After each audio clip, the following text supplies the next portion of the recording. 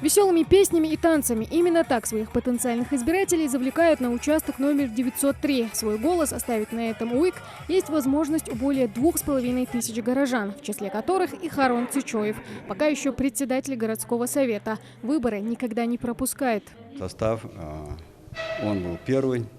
Может быть, были какие-то недочеты, какие-то недоработки. Но будем надеяться, что второй состав учтет все наши ошибки. Ждем, конечно, хорошего, что будут достойные депутаты, что жизнь и состояние нашего города улучшится. И пожелаю благотворной, полезной для города работы новому составу городского совета. Закрепить достигнутое и получить гарантии на будущее. Желание улучшить жизнь города объединило многих сунженцев. На расстоянии 1,5 метров каждый ждет своей очереди, чтобы проголосовать. Процедура практически не отличается от всем привычной. Во-первых, это мой долг, как гражданина Ингушетии Республики, как гражданин Российской Федерации. И это моя обязанность, если честно сказать, это моя обязанность. Я буду выбирать достойных.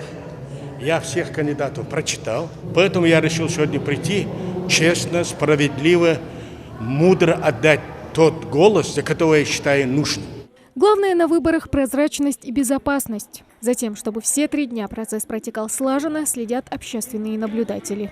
Выборы проходят хорошо, очень люди идут, нарушений нет, все хорошо, все нормально. Выбирают депутатов городского совета не только на базе Дома культуры. В самом молодом городе Ингушетии работает 9 избирательных участков, один из которых, 901, расположился в лицее. Здесь в числе голосующих председатель избирательного участка с 20-летним стажем Ольга Калиматова. Но сегодня она в роли обычного избирателя. Говорит, голосовать пришла с уверенностью в том, что вновь избранные депутаты будут трудиться во благо. Но в связи с тем, что родственники участие принимают, мы освобождены. Что я хочу сказать? У нас сейчас уже не станица, а город. Город обязывает ко многому. Люди должны быть дисциплинированы, более культурные, подавать пример другим районам. Мы сейчас очень рады, что парк появился. Но мы плюсы и минусы видим. Нет автобуса, который мог бы в конкретное время подвезти население детей сюда. Нету там места, где детей можно накормить. Взрослые, чтобы пока дети играют, отдохнуть. Потенциальных избирателей в Сунже более 19 тысяч. Кто-то из них уже успел поставить галочку в бюллетене еще в первые 2 дня голосования. А кто-то, как Хамзат Зугаев, решил дождаться выходного. В списках кандидатов на депутатские места много известных, заслуживающих доверия, пользующихся авторитетом жителей нашего города. И я надеюсь, наш выбор будет удачным, и они оправдают наше доверие. Жители города надеются, что эти выборы станут символом глобальных преобразований в Сунже. Поэтому от голосования не отлынивают. Подтверждает это и явка на участок. Кандидаты тоже местные. И, конечно, само население заинтересовано в выборах. Поэтому, я думаю, активность именно поэтому такая, скажем, хорошая. 60-70% мы обещаем, что у нас будет. И мне кажется, что молодежь, которая вливается в эти партии, она принесет пользу городу. Окончательный итог выборов будет известен уже в понедельник. Тамара Хашагульгова, Магомед Дидигов, Новости 24.